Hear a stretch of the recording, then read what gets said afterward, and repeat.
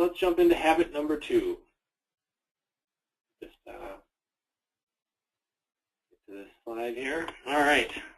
So implement site goals with consistency. And again, about having a strategy that we're taking over time, similar to being effective as a human being. There's a big note here about consistency in managing these messages, and managing the frequency of these update strategies. All these kind of processes, if you stay readily engaged in them, that's really where traction starts to be resolved.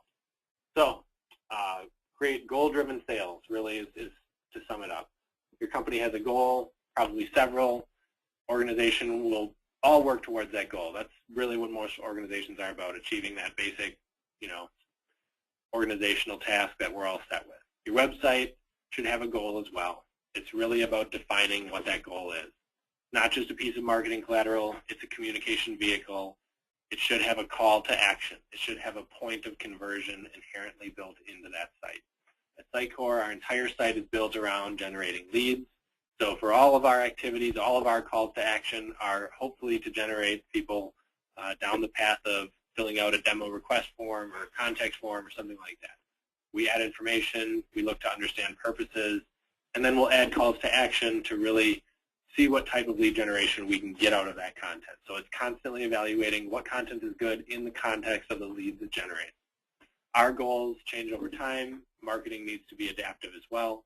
Messages shift, campaigns change, marketing organizations need to be empowered to make these sites work towards the end goal, even when components inside there are adjusting themselves and shifting. So to kind of sum this up, it's not as obvious as we all think. Many sites are still very static. We need to have an interactive tool here that leverages all of these great aspects that the web is bringing to our organizations. We need to guide people where they want to go and offer them valuable information along that path. Ask yourself, what should members achieve on this site? What types of goals do those members have, or people have, users, however you define them? What are their goals when they come to your site? Can you really facilitate that goal in the content of that site? And then benefits, provide focus and direction in every piece that you're adding to that site to inevitably get people towards that goal.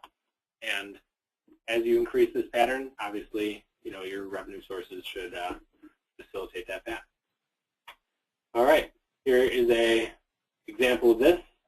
A lot of these are just Sitecore examples. We like to obviously show some live sites that are doing things with content and with, dynamically having goals. In this case, some pretty obvious goals would be to have people, submit discussion polls, to, add content back into this site. So they have all kinds of ways set up to help people to understand how the goals of this site are driven by whatever content is here.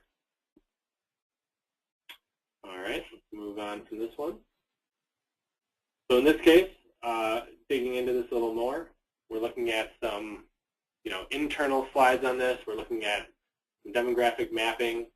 And again, you want to deliver content that's relevant for what people visiting your site would look for. So in this case, population references or relevancy should all be very easy to tie back to the initial goals of why people are coming onto those